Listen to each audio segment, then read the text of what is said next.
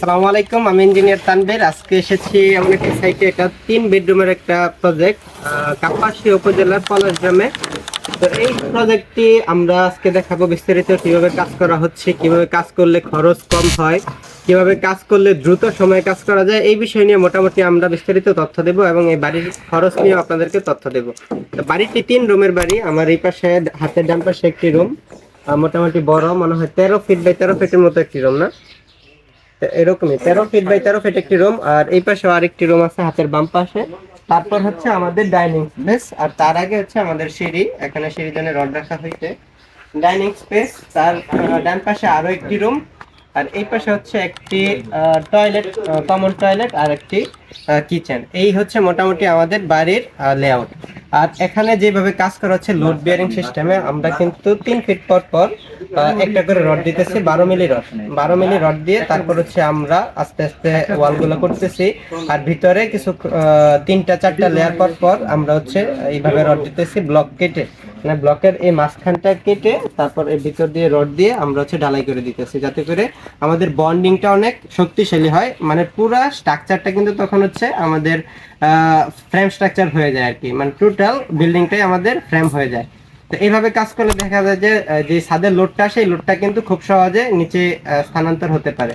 আর এখানে যে কাজটা করা হচ্ছে লোড বিয়ারিং সিস্টেমে, কিন্তু আমাদের ব্লক থাকে যে 6 ইঞ্চি ব্লক, ওই 6 ইঞ্চি ব্লকটা দিয়ে কিন্তু করা হয়। এখানে করা হচ্ছে মূলত 5 ইঞ্চি ব্লক দিয়ে, কারণ হচ্ছে বাড়ির মালিক খরচটা একটু কমাতে চাইতেছে। আর যেহেতু একতলাই হবে আর উপরে তেমন কিছু হবে না, যে কারণে এতটুকু করা হচ্ছে আর কি।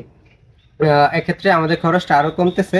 আর এই বাড়িটি যেটা দেখতেছেন, এই বাড়িটি আমাদের 7 পর্যন্ত করতে 7 থেকে 8 লক্ষ টাকার মতো খরচ হবে। এই বাড়িটি যদি আমরা ইট দিয়ে করতাম, সেক্ষেত্রে এখানে মোটামুটি 12 লক্ষ টাকার মতো খরচ হতো। এটা বাড়ির মালিকেরই কথা, আমাদের কথা না। 12 লক্ষ টাকা খরচ হতো। তো সেক্ষেত্রে আমরা 4 লক্ষ টাকা কিন্তু এখানে সেভ করতে পারতেছি। আর এখানে যে জানালাগুলো আছে, জানালাগুলো কিন্তু প্রত্যেক রুমে একটা করে জানালা আছে। সামনেরটা মনে হয় 2টা জানালা হবে, না একটাই থাকবে, একটা করে জানালা হবে। তো এরকম টোটাল 900 স্কোয়ার ফিটের বাড়িতে আমরা কিন্তু 8 লক্ষ টাকায় ছাদ কমপ্লিট করতে পারতেছি। এরকম যারা কাজ করতে চান বা এরকম অল্প খরচে বাড়ি নির্মাণ করতে চান, তারা কিন্তু এরকম ব্লক দিয়ে বাড়ি করতে পারেন। আর এখানে আমাদের মিস্ত্রি আছে, ওনার সাথে একটু কথা বলবো। ভাই, যে কাজটি করতেছেন এই কাজটা তো মোটামুটি মনে হয় 12 দিনে করতেন, না? 12 দিন।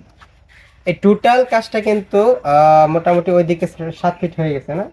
7 ফিট হয়ে গেছে, কিছু ওয়াল বাকি আছে, 7 ফিট করা হয় নাই। ওইটা আর 2 দিন সময় লাগবে।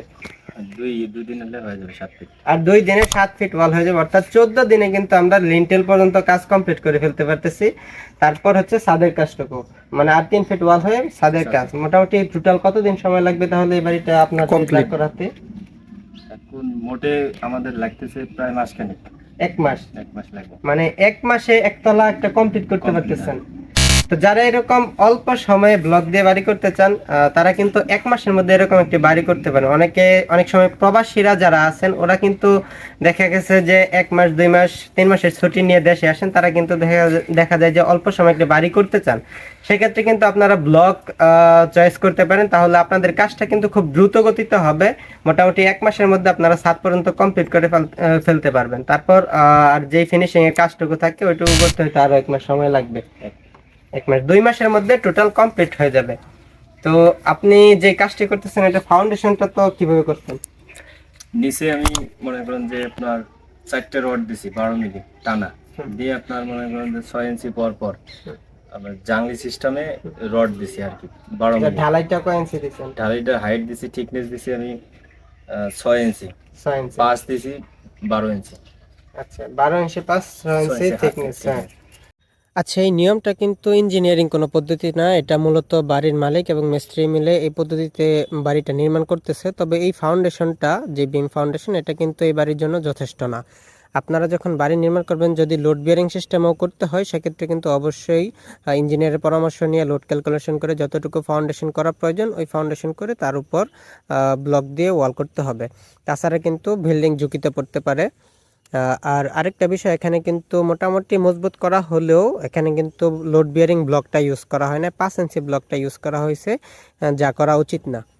আচ্ছা, মোটামুটি যেহেতু লোড একেবারেই কম এবং মাটিটা খুবই হার্ড, যেই কারণে কিন্তু একেবারে যাতে কম খরচে সর্বোচ্চ সিকিউরিটি নিয়ে যাতে এই বাড়িটি করা যায়, যে কারণে কিন্তু এই রকম সিস্টেমে করা হচ্ছে, লোড বিয়ারিং সিস্টেম। তো আপনারা কম খরচে বাড়ি করতে চাইলে অবশ্যই আমাদের সাথে যোগাযোগ করবেন। আমি তানভীর আছি আপনাদের সাথে সব সময়। আমার কাছ থেকে আপনি যে সার্ভিসগুলো পাবেন এগুলো হচ্ছে ইঞ্জিনিয়ারিং সার্ভিস, অর্থাৎ বাড়ির ড্রয়িং, ডিজাইন, এই সার্ভিসগুলো পাবেন। সাইট সুপারভিশন, আপনারা যখন চাবেন যে আমরা দায়িত্ব নিয়ে কাজ করব আপনার বাড়ির, ওটাও কিন্তু আমরা ইনশাল্লাহ করে দিতে পারবো। তো সবাইকে ধন্যবাদ, আসসালামু আলাইকুম।